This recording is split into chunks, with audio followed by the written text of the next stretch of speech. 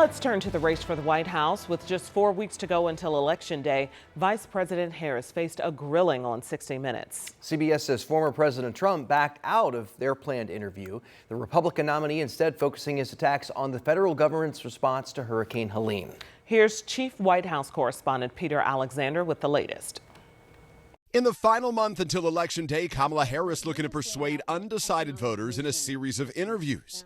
Last night on 60 Minutes, the vice president responding to criticism that she has changed her position on key issues from fracking to immigration. I have been listening to folks and seeking what is possible in terms of common ground. The vice president was pressed whether she regretted the administration's initial border policy. From day one, literally, we have been offering solutions. What I was asking was it a mistake to kind of allow that flood to happen in the first place? I think the policies that we have been proposing are about fixing a problem, not promoting a problem.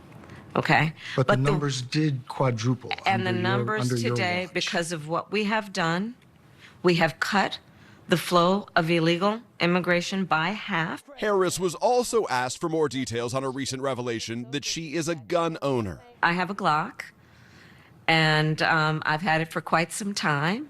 And I mean, look, Bill, my background is in law enforcement. And so there you go. Have you ever fired it? Yes. Of course I have.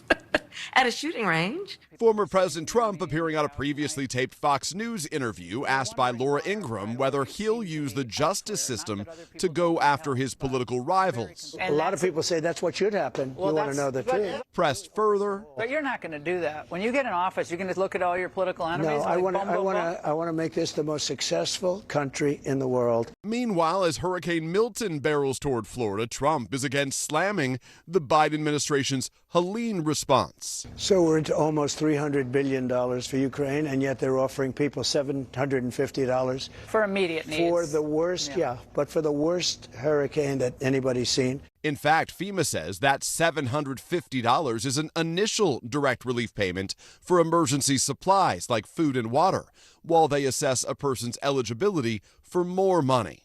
Harris seizing on Trump's claims. It's extraordinarily irresponsible.